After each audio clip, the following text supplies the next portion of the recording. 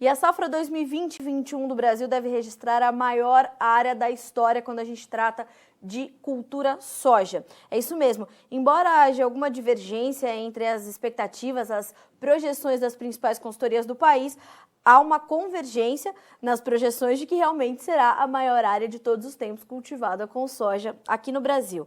A perspectiva das safras e mercado é de que essa área seja de 37,804 milhões de hectares. Para a gente entender esse número e o que motiva o produtor brasileiro a expandir a sua área para a próxima temporada, a gente convidou o Luiz Fernando Gutierrez, analista de mercado das safras e mercado, para a gente entender um pouco melhor dessas projeções. Luiz, muito bom dia para você. É um prazer ter você conosco no Notícias Agrícolas mais uma vez. Seja bem-vindo. Bom dia, Carla. Bom dia a todos. Obrigado pelo convite mais uma vez. Nós é que agradecemos. Luiz, número importante trazido pelas safras e mercado, 37.804.000 hectares. A maior área projetada ou plantada com soja no Brasil, estimada para a safra 2020-21. O que motivou essencialmente essa projeção, Luiz? É preço e rentabilidade do produtor, principalmente? Exatamente, Carla. O principal incentivo nessa temporada, assim como em outras temporadas também, né, a gente vem de aumentos consecutivos de área de soja no Brasil nos últimos anos, mas nessa temporada realmente essa rentabilidade, esses bons preços que a gente viu na soja, que trouxeram uma grande capitalização e uma grande rentabilidade para o produtor, é o principal fator de incentivo de aumento de área. Então, digamos, não tem por que o produtor que plantou bem ano passado, que colheu bem ano passado e que vendeu sua safra muito bem ao longo desse ano, não aumente sua área de soja, se tem essa possibilidade. Então, é basicamente esse o principal fator, e a gente vendo aí até hoje, né, preços inacreditáveis na soja, aí, preços recordes aí, ao longo de todo o ano, inclusive nesse momento, com momentos de preços recordes. Então, realmente, o produtor ele se capitalizou bem, ele teve uma rentabilidade muito boa, e esse é o principal fator de incentivo para ele aumentar a sua área nessa temporada. Claro que a gente tem alguns limitantes nessa temporada, até se a gente for ver inicialmente o aumento de área aí, que a gente está estimando é de 1,8%, ele é um pouco inferior ao que a gente vinha vendo aí nos últimos anos, que era em torno de 3%, 2,5% a 13,5%. Isso porque nessa temporada a gente também viu uma boa rentabilidade em algumas outras culturas, e até mesmo na pecuária, né? Isso realmente em algumas regiões, em alguns estados aí, impede que a soja ganhe áreas de pastagens ou ganhe áreas novas, né, para ela, até porque o milho também remunerou muito bem, está remunerando bem ainda nessa temporada. Algumas outras culturas também, o arroz no sul é um destaque, por exemplo. Então isso impediu que esse aumento fosse maior. Não fosse essa boa rentabilidade, essa rentabilidade legal aí de outras culturas, também a soja certamente ia ter um aumento ainda maior na sua área nessa temporada nova. Luiz, 1,8% de aumento, né? 1,8%. A gente vai ver um aumento de área em todos os principais estados produtores do país, ou isso vai ser regionalizado, né? Como é que a Safras espera que essa área cresça na temporada 2020-21? Certo, o aumento vai ser em todos os estados, né? Em todas as regiões, só que obviamente com algumas diferenças aí do tamanho do aumento de região para região. Acho que o destaque negativo, digamos assim, fica para o sul do Brasil, que o aumento vai ser mais modesto, digamos assim, nessa temporada, não vai crescer nem 1%. A gente tem uma estimativa inicial de a região ali, os 3 estados, Rio Grande do Sul, Paraná e Santa Catarina, com um aumento médio de 0,6%. Isso porque a gente teve problemas aí no Rio Grande do Sul, principalmente em Santa Catarina, nessa última temporada. Então, por mais que, né, a gente tenha visto preços muito bons aí ao longo de todo o ano, realmente o Rio Grande do Sul ele teve uma quebra muito relevante na sua produção e, naturalmente, isso trouxe uma capitalização menor para o produtor gaúcho. Com essa capitalização, o produtor tem menos capital para investir nessa nova safra. E, além disso, alguns receios, né, como a nova quebra, a possibilidade de laninha existe, né, ainda para esse ano, até para o verão brasileiro. Então, existe um certo receio na região sul aí, que impede um aumento maior de área e que leva aí a ser a região com menor aumento nessa temporada. Eu acho que o destaque positivo é o centro-oeste e o sudeste, com um aumento médio aí em torno de 2% nas duas regiões. E os estados dessas regiões, eles foram muito bem na safra passada, né? Tanto em produção quanto em vendas, né? Então, eles realmente são os mais capitalizados nessa temporada.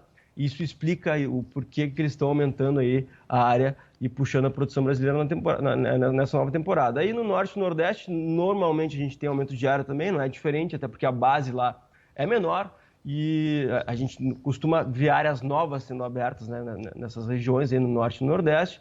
E o destaque aí, de novo, fica com o Pará, com um crescimento de 2 dígitos na área, né, em termos percentuais, também, principalmente com relação em cima de áreas novas, né, ou de pastagens degradadas. Tá. Luiz, como a gente está falando de rentabilidade, como sendo o principal combustível para esse aumento de área, certamente a dinâmica da comercialização, não só da safra 2020-21, que está bastante adiantada, mas a rapidez com que foi feita a comercialização da safra 2019-20, também pesou na decisão do produtor brasileiro, certamente? Certamente. A gente tem aí hoje 93% da safra disponível vendida. A safra nova a gente está vendendo acima de R$100 em algumas regiões já, e a gente já tem quase 35% dela vendida.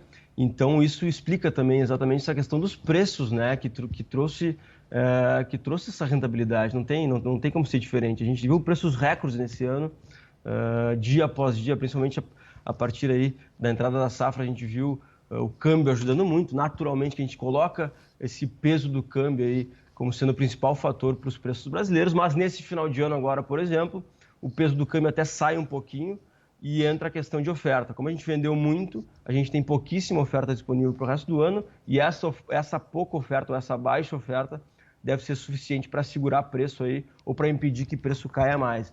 Então, realmente, a questão de preço foi fundamental e explica muito essa rentabilidade alta aí para o produtor, tanto para a temporada velha, né, a temporada que acaba aí no final do ano, quanto para a temporada nova. Como eu falei, a gente já consegue fechar a safra nova aí com preços muito atrativos e o produtor está aproveitando, já está se capitalizando, já está aproveitando aí para fazer seu hedge, né, garantir uma boa parte da sua produção.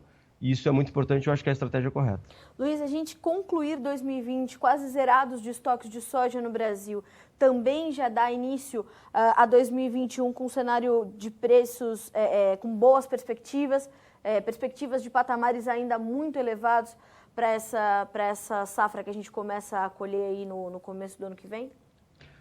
Eu acho que ainda é um pouco cedo para a gente garantir qualquer coisa, né, Carla? A gente tem que ver o tamanho da safra brasileira. Daqui a pouco a gente pode colher uma safra até maior que essa estimada inicialmente, se o clima for perfeito no Brasil ou muito bom aí ao longo dos próximos meses, a gente vai colher uma safra inclusive superior a 131 que a gente está estimando, 132 quase que a gente está estimando.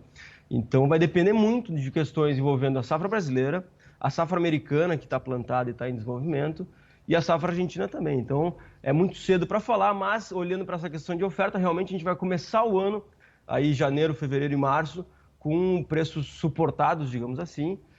Então, pelo menos o primeiro trimestre, a gente pode dizer que vai ser um trimestre, inicialmente, né? A gente pode dizer que vai ser um trimestre positivo, e aí depois, dali para frente, a gente vai ter que ver todo o mercado, de novo, todo o cenário, todas as variáveis que influenciam esse mercado de soja, porque isso pode mudar muito, mas eu diria que nesse momento a gente pode dizer sim que o cenário é favorável também para o próximo ano.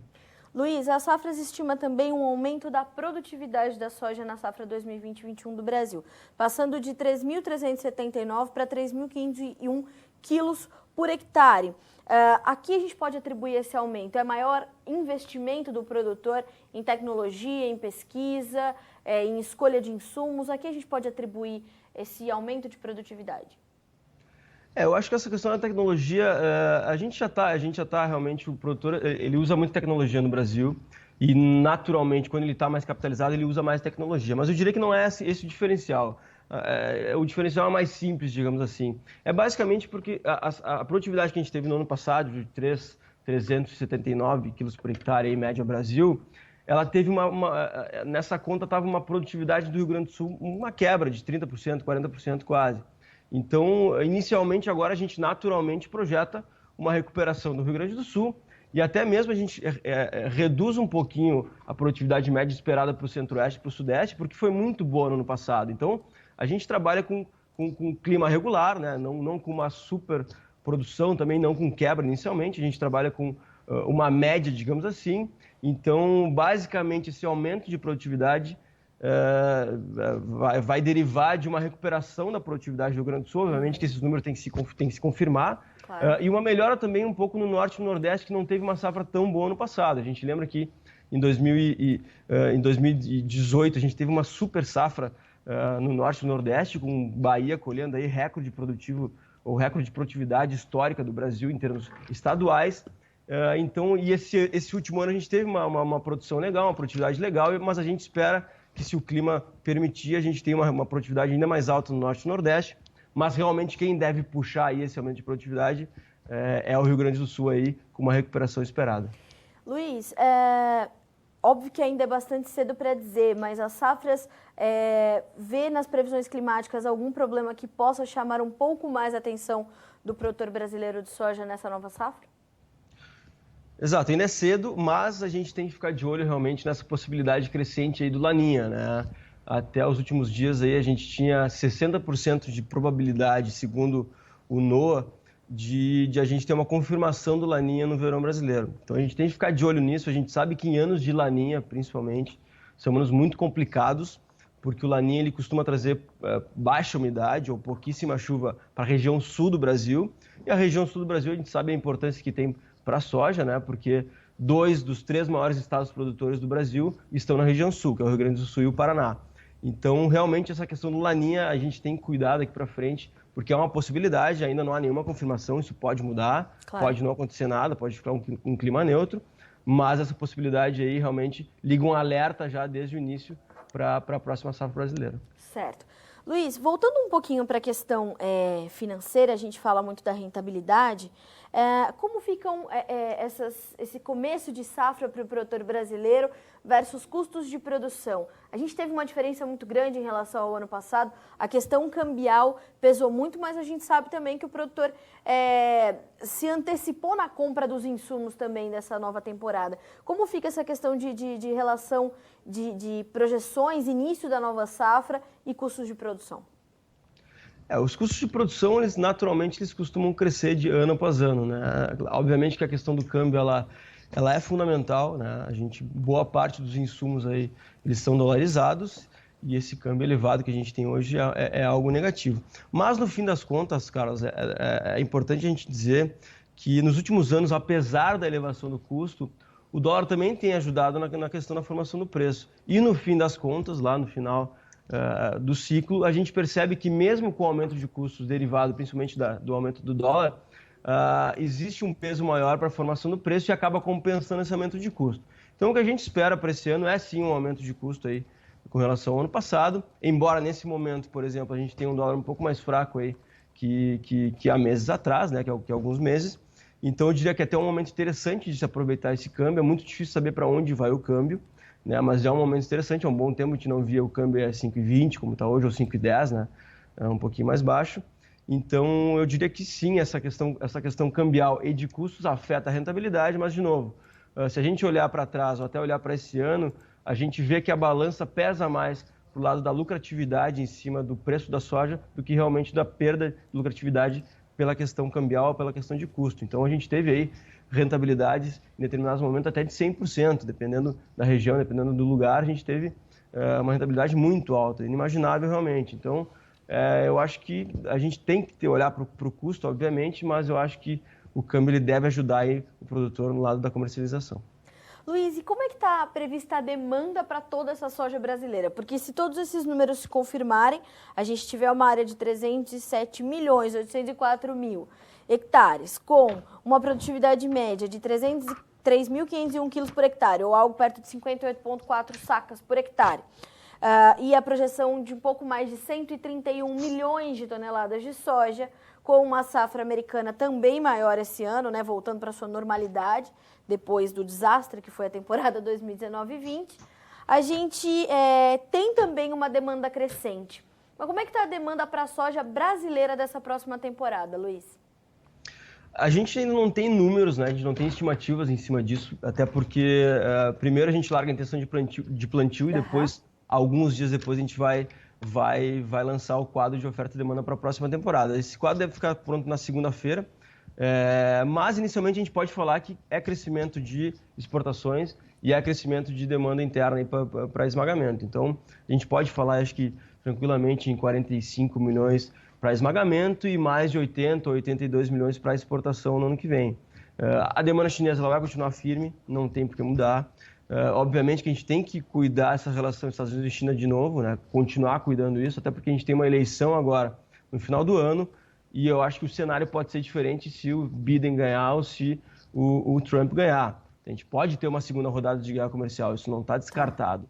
E até por isso a gente vê que a China vem se preparando, né, para uma possibilidade de uma segunda rodada de guerra comercial e aumentando suas compras. Até por isso a gente viu a China comprando muito no primeiro semestre no Brasil, muito além do esperado, e certamente vai finalizar esse ano com compras maiores também do que as estimadas inicialmente, tanto do Brasil quanto da Argentina e dos Estados Unidos. Então, a demanda chinesa eu acho que não é uma preocupação para nós, o esmagamento também não, então eu diria que a questão da demanda pela soja brasileira a gente não tem que ficar muito preocupado para o ano que vem, porque realmente a gente vai continuar com uma demanda muito firme, a gente é consolidado como o maior exportador mundial, não tem por que mudar isso, por mais que os Estados Unidos volte com força para o mercado ano que vem e pegue uma fatia, digamos, do que a gente exportou para a China, a gente vai continuar exportando muita soja, então acho que pelo lado da demanda a gente não tem muitos problemas, a gente pode ter um cenário favorável também no quadro de oferta e demanda brasileira. Luiz, o que está acontecendo em Chicago hoje, nesse momento, é mais ou menos isso que você acabou de descrever?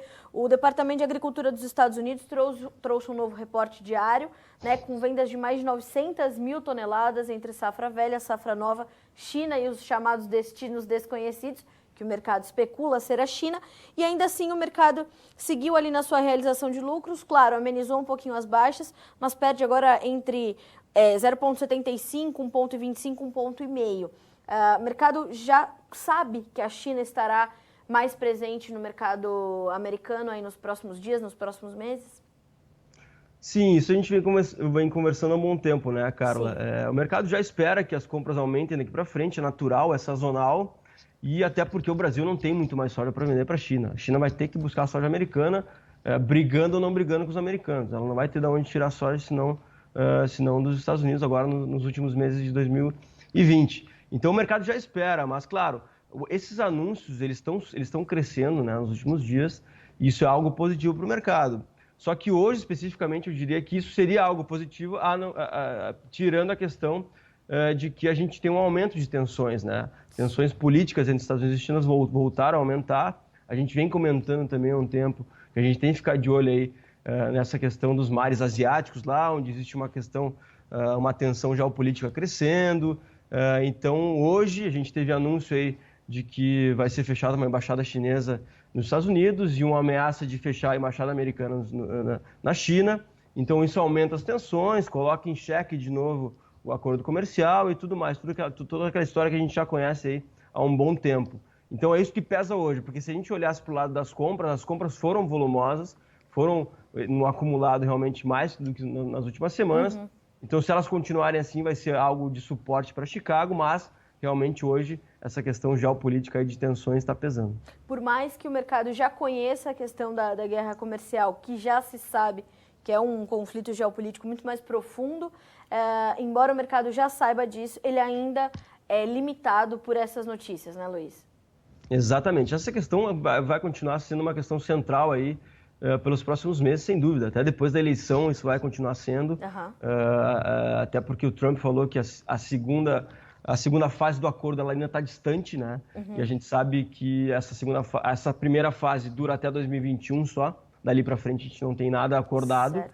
Então, realmente, essa questão vai continuar sendo uma questão central para o mercado como um todo aí nos próximos meses. Luiz, para a gente concluir, a gente tem uma queda considerável do dólar pelo segundo dia consecutivo, R$ 5,11 nesse momento, uma queda de quase 2% da moeda americana frente à brasileira. Isso pesa muito severamente sobre os preços da soja ou já há um quadro de oferta e demanda que supera essas informações e mantém as cotações ainda muito sustentadas aqui dentro? Ele pesa, mas como eu falei mais cedo, esse peso está diminuindo. Né? A questão de oferta realmente é o principal fator agora. Então, a gente até teve uma queda maior do câmbio ontem, uma queda mais ou menos como essa, e os preços internos recuaram muito pouco, né? Recuaram 50 centavos, R$1 no máximo.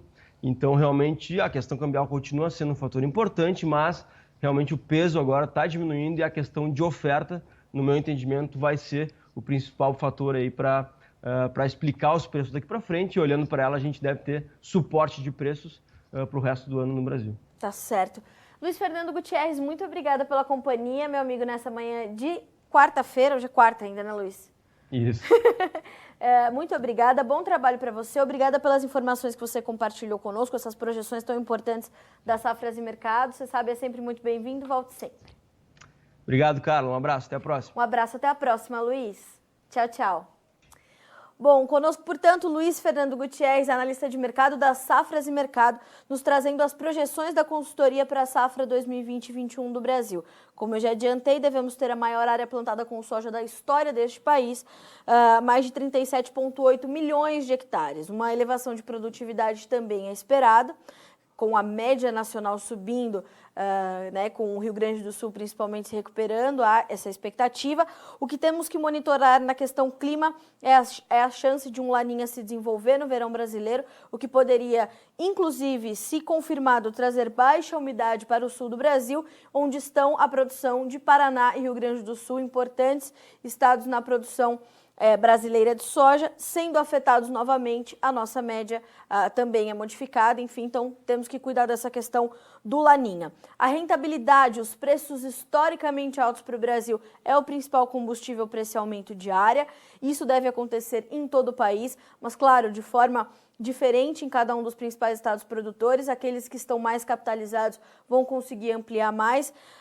Luiz Fernando destacou ainda o estado do Pará, com a possibilidade de aumentar aí 2 dígitos na sua área. Então, quer dizer, é realmente uma mudança importante, é o Brasil se consolidando ainda como o maior produtor de soja, mais uma vez, e principalmente como o maior exportador mundial deste produto, que hoje é o principal item da pauta exportadora do país. Então, temos aí boas perspectivas de preços também, pelo menos o primeiro trimestre de 2021 deve trazer ainda preços elevados, mas claro que tudo isso é muito cedo, a gente tem essas primeiras perspectivas e daqui para frente a gente monitora. Vamos ver como é que estão se comportando os preços de Chicago nesse momento, números da soja para a gente começar. Agosto tem $8,95 por bushel com uma baixa de 0,75. Setembro, $8,89, queda de 1 ponto mais 25. Novembro vale $8,91 e o janeiro $8,96. Preços do milho. Milho trabalha em campo positivo, setembro $13,25, dezembro $3,32, o março $3,42 por bushel e o março $13,49. Concluindo com os preços do trigo. Trigo também em campo positivo, mas também bem próximos da estabilidade, assim como os do milho. Setembro, $5,29 por bushel, dezembro, $5,34, março, $5,41 e o maio, $5,44.